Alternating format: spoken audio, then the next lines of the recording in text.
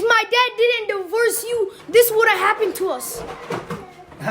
أروح هاي أنا مصاب أنا ما أقدر واحد ما أقدر واحد نقلنا حواليه أو هي يلا كذا If you didn't bring him, this would have happened. This would have happened. Oh, she can do it. You're shirtless. You don't have no shirt. She can do it anyway. Because she loves me. Oh, why you divorced my dad? Oh, yeah, we did it. Why you divorced my dad? Huh? Oh, yeah, we did it. Why I beg who divorced guys? We did. Do check the mochi. We did. Tell me. أقل مرة. Oh, yeah, the first one. I don't mean about this okay. This would not happen to us. This is what happened in North America.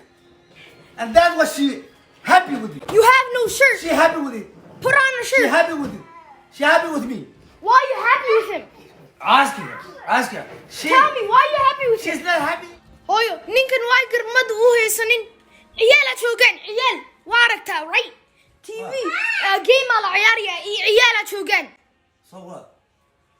ciyaal joogan why you doing that? You gotta go to sleep. Why you here? Why fadhiga u joogdaa? Fadhiga ma Go to the basement. hooyada weydii ayada ka sabtay ciyaal joogan waa aragtaa ana hooyada weydii ayada meesha ka kista ayada nin u baahan TV game arabtaa waa waray TV game waa u rabtaa hadaa garmad haysanin ana macana TV wax ka soo ku dhaca hooyada ay keentay weydii ciyaalka dhan garmad way haystaan naasidaani baad meesha doobtaaye aad ku waarada ku garmad soo keeno aniga ku soo keeniden maxay u keenaysaa wareega la hawriya garmad soo keen wariya aad ii go'an macana we don't want stepdad. This is what happens when you bring stepdad.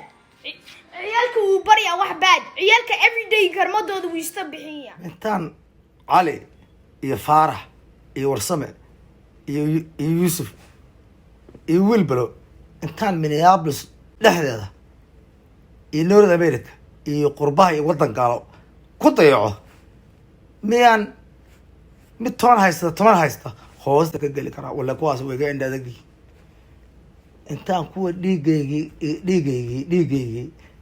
anigu aan dhalay intaan Minneapolis iyo North America uga tago yaa miyaa mid kale hoosta ka geli karaa toban haysata allahayka alle ilaa usaahaga dhigin toban aan dhalay intaan dhalay uga tago Minneapolis iyo North America wax ka socdana aan ogahay inaan mid kale toban haysto hoosta ka galo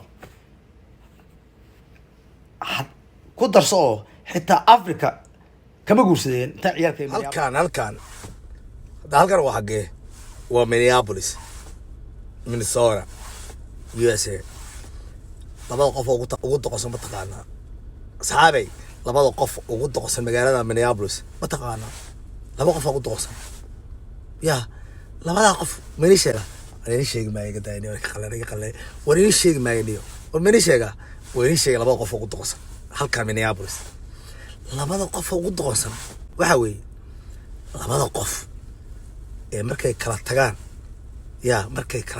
ama afkooda dhamaado ama waqtigooda dhamaado labada qof ugu doqosan waa labada cadow isku noqda